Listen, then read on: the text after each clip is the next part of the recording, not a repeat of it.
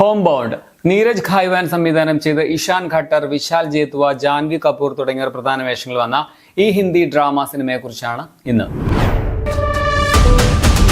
North ഇന്ത്യയിലെ ഒരു ചെറിയ ഗ്രാമത്തിൽ നിന്നും പോലീസ് ആകണമെന്ന് ആഗ്രഹിച്ച രണ്ട് ബാല്യകാല സുഹൃത്തുക്കളും അവരുടെ അതിജീവനത്തിന്റെയും ഒക്കെ കഥയാണ് ഹോം ബൗണ്ട് എന്ന സിനിമ പറയുന്നത്. ഇതൊരു യഥാർത്ഥ സംഭവത്തെ ബേസ് ചെയ്തുള്ള ഒരു സിനിമയാണ്. കോവിഡ് കാലത്ത് വന്ന ഒരു വാർത്തയിൽ നിന്നാണ് ഈ കഥയ്ക്കുള്ള ഐഡിയ വന്നത്. ഈ വർഷം ക്യാൻ ഫിലിം ഫെസ്റ്റിവലിൽ അതിഗംഭീര അഭിപ്രായം നേടിയ ഒരു സിനിമ കൂടിയാണ്. ഈ വർഷത്തെ ഓസ്കറിൽ വിദേശ സിനിമകളുടെ കാറ്റഗറിയിൽ ഇന്ത്യയിൽ നിന്നുള്ള എൻട്രിയുമാണ്. ഒരു മികച്ച സിനിമയാണിത്. അതേസമയം ഒരു ഭീകരമായിട്ടുള്ള, ഹെവി ആയിട്ടുള്ള, സങ്കടകരമായിട്ടുള്ള ഒരു സോഷ്യൽ ഡ്രാമ കൂടിയാണ്. മനോഹരമായ ഒരു സൗഹൃദത്തിന്റെ കഥ പറയുന്നതിനോടൊപ്പം തന്നെ ജാതി വ്യവസ്ഥയുടെ ഭീകരവശങ്ങളും പടം പറയുന്നുണ്ട്. പാർശ്വവൽക്കരിക്കപ്പെട്ട വിഭാഗങ്ങളുടെ പ്രതിനിധിയായിട്ടുള്ള മെയിൻ ക്യാരക്ടേഴ്സ്, ജീവിതത്തിനായിട്ടുള്ള അവരുടെ സ്ട്രഗിൾസ്, ഉയരപ്പറക്കാനുള്ള അവരുടെ സ്വപ്നങ്ങൾ, ഒപ്പം വില്ലനായിട്ട് വരുന്ന ദാരിദ്ര്യവും രോഗങ്ങളും. ഒരു നിമിഷം പോലും ബോറടിപ്പിക്കാതെ എൻഗേജിംഗ് ആയിട്ട് പോകുന്ന സിനിമ. വളരെ റിലേറ്റബിൾ ആയിട്ടുള്ള ഒരു കഥയാണ് പറയുന്നത്. ഗംഭീര പെർഫോമൻസ് മേക്കിംഗ് ഒക്കെ കൊണ്ട് സിനിമ വേറിട്ട് നിൽക്കുന്നുണ്ട്. കഥാപാത്രങ്ങളോടുള്ള ഇഷ്ടം കൊണ്ട്, വളരെ റൂട്ടഡ് ആയിട്ടുള്ള കഥാ പശ്ചാത്തലവും ഒക്കെ കൊണ്ട് നമുക്ക് വല്ലാതൊരു ഇമോഷണൽ അറ്റാച്ച്മെന്റ് തോന്നുകയും ചെയ്യും എന്നുള്ളതും പടത്തിന്റെ ഒരു സ്ട്രോങ് പോസിറ്റീവ് ആണ്.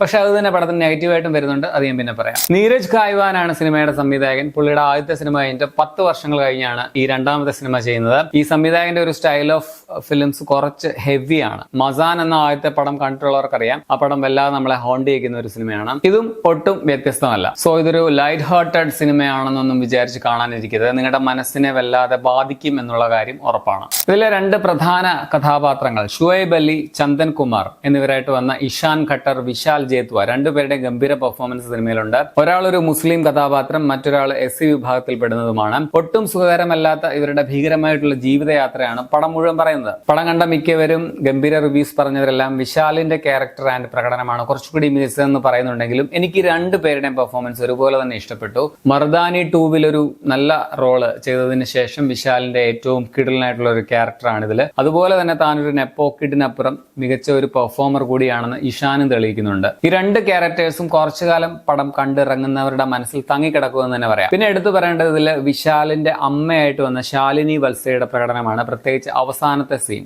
സ്ക്രീൻ സ്പേസ് ഒക്കെ കുറവാണെങ്കിലും ജാൻവി കപൂറിന്റെ സുധാ ഭാരതിയും നല്ലൊരു ക്യാരക്ടറാണ്. ഉന്നത വിദ്യാഭ്യാസത്തിന്റെ വിലയെക്കുറിച്ച് സംസാരിക്കുന്ന, അച്ഛന്റെ അനുഭവങ്ങളിൽ നിന്നും കൂട്ടുകാരൻ അങ്ങനെ ആകരുതെന്ന് ശഠിക്കുന്ന ഒരു ക്യാരക്ടറാണ്. ഈ ജാൻവി കപൂർ മിക്ക സിനിമകളിലും ചെയ്യുന്ന ഒരു ടെംപ്ലേറ്റ് തല്ലിപ്പൊളി ഗ്ലാമർ വേഷങ്ങൾക്കിടയിൽ പുള്ളിക്കാരി കിട്ടിയ ഒരു നല്ല റോളാണിതെന്ന് പറയാം. പ്രദീപ് ഷായാണ് ക്യാമറ, നിതിൻ ബൈദാണ് ഇതിന്റെ എഡിറ്റിംഗ്, നരേൻ ചന്ദ്രവർക്കറും ബെനഡിക്ട് ടൈലറും ചേർന്നാണ് ബാക്ക്ഗ്രൗണ്ട് സ്കോർ ഒരുക്കിയിട്ടുള്ളത്. ടെക്നിക്കൽ സൈഡിൽ പടം വളരെ സ്റ്റാൻഡേർഡ് ആണ്. ഒരു നെഗറ്റീവായിട്ട് എനിക്ക് ഫീൽ ചെയ്തത് ഇതിലൊരു ലവ് ട്രാക്ക് വരുന്നുണ്ട്. അത് അത്ര ഇമ്പാക്ട് നൽകിയതായിട്ട് എനിക്ക് തോന്നിയില്ല. പിന്നെ തുടക്കത്തിൽ ഒരു ഫീൽ ഗുഡ് സ്വഭാവമൊക്കെ ആയിട്ട് പോയപ്പോൾ ഞാൻ പെട്ടെന്ന് ഈ പടത്തിന് സംവിധായകൻ ആരാണെന്ന കാര്യം മറന്നുപോയി. സോ ഇതിന്റെ ഒടുക്കം മറ്റൊരു രീതിയിലായിരിക്കുമെന്ന് ഞാൻ അറിയാതെ പ്രതീക്ഷിച്ചു പോയി. പക്ഷെ ഞാൻ വിചാരിച്ചതുപോലെ ആയിരുന്നില്ല പടം. ഞാൻ ആദ്യം പറഞ്ഞില്ലേ, ഇതിന് ഒരു സ്ട്രോങ് ഇമോഷണൽ കണക്ഷൻ ഉണ്ട്. അതുകൊണ്ട് തന്നെ ഈ പടം വളരെ ഹെവിയാണ്. യഥാർത്ഥ സംഭവങ്ങളാണെങ്കിലും നമ്മളൊരു പടം കാണുമ്പോൾ കുറച്ചൊക്കെ ഒരു സമാധാനം വേണം എന്നൊക്കെ ആഗ്രഹിക്കുന്ന ടൈപ്പ് ആൾക്കാർക്ക് പടം തീരെ പറ്റില്ല. സോ മൊത്തത്തിൽ ഒരു മസ്റ്റ് വാച്ച് സിനിമയാണ്. എങ്കിലും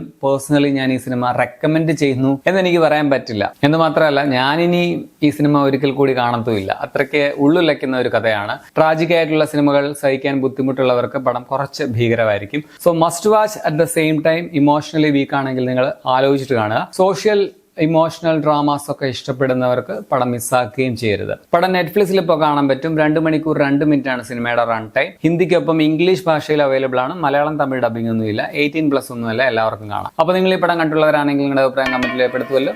ശരിയാണ്.